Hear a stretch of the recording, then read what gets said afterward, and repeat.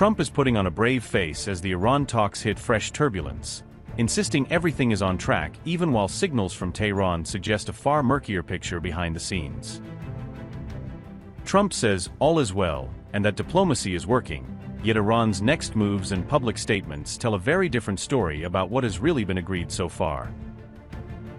President Pezeshkian is already declaring that frozen funds are being released, even as officials in Washington deny any such deal has taken effect or moved real money. $6 billion are, according to Tehran, now heading back to Iran, despite public silence from both the U.S. and Qatar over whether any of that cash has actually moved.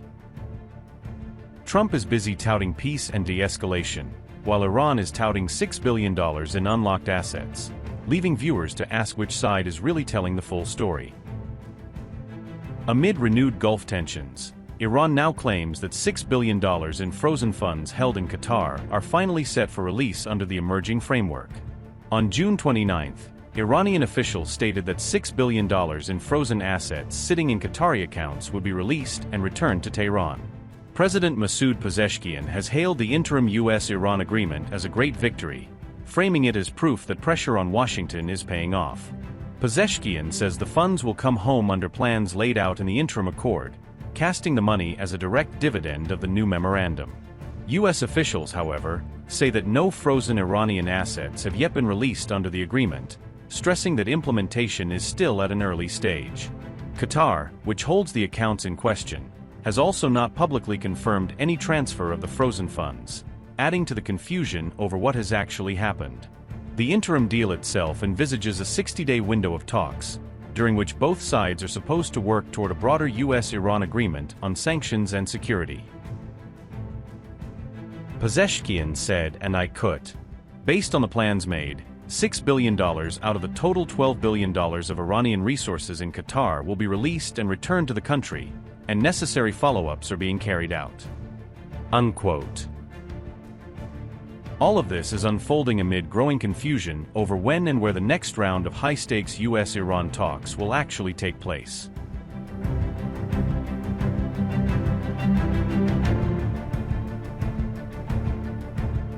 On June 29, Donald Trump announced that Iran had requested a new round of direct talks with Washington, presenting it as proof that his strategy is working.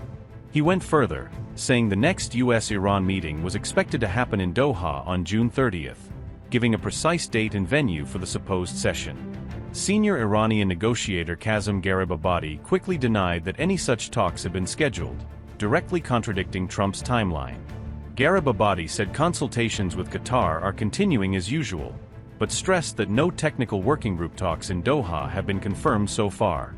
Notably, Pakistan had earlier suggested that the next round of negotiations could resume on June 30th, adding yet another version of the same calendar to the mix.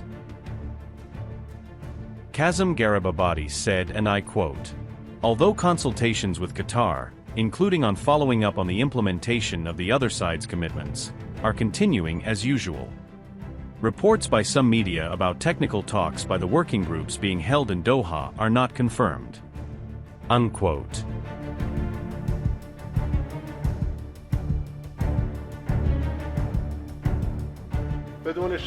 Undoubtedly, the Islamic Republic is prepared to deal decisively with any behavior that contradicts assigned Mao, and it is ready to respond to any action that might, in fact, foment insecurity or cross the red lines of the Islamic Republic of Iran.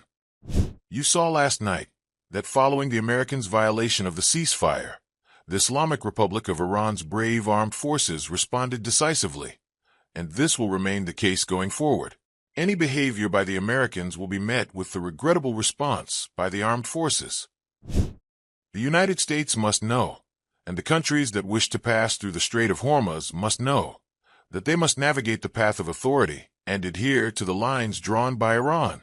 Today, the Strait of Hormuz is under the intelligent command of the armed forces, especially the Navy of the Islamic Revolutionary Guard Corps. Any violation of the measures, actions, orders, and the designated path foreseen for these waters will certainly be dealt with. In Strait of Hormuz, no parallel channel or parallel route will be secure. They provide no security.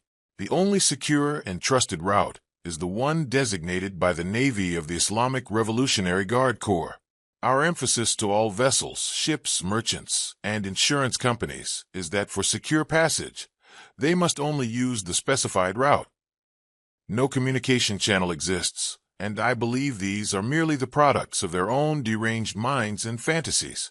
The Islamic Republic of Iran, as stated in the first clause of the Memorandum of Understanding, considers itself a supporter of its allies and will undoubtedly be a partner, companion, and backer to them, especially the heroic Hezbollah, in all arenas throughout all stages of this memorandum, and should it culminate in a final agreement. What the negotiating team, and particularly its head raised, along with the central bank, is, in fact, contrary to what the Americans said. The Islamic Republic of Iran is a resource-rich country, and you certainly know that thanks to the tireless efforts, especially of our farmers, we are a self-sufficient nation. As for our other products, we will procure them from wherever we deem appropriate. We have no need for the Americans. Today, if the Americans are even able to meet their own needs, they should be happy with that. I believe this issue is actually marginal, and the Islamic Republic of Iran will utilize its blocked assets and any method it deems necessary, without seeking anyone's permission. There is no need for an investigation. The scene speaks for itself. The location speaks for itself. Is it even possible to bomb a school and then claim no evidence was found? Well, what evidence should be found? Your equipment, the ammunition you used there, the location itself. It is simply a bizarre irony. I believe that for a long time now, the world has paid no heed to the words of the U.S. president because he has no credibility. Whether Americans accept it or not, they have committed a horrific crime and must be held accountable.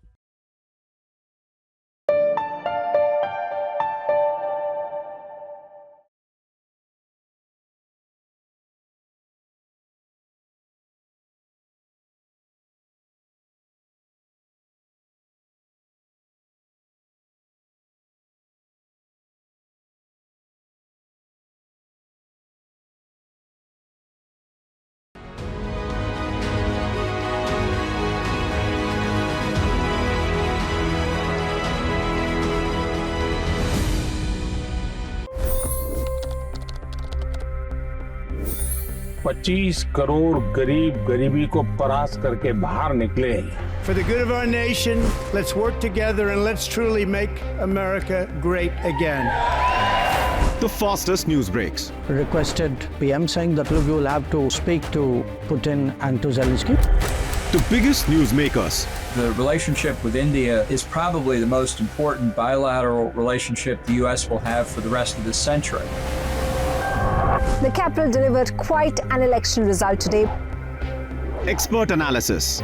The million-dollar question today is how to stop this dance of death. Ground reports.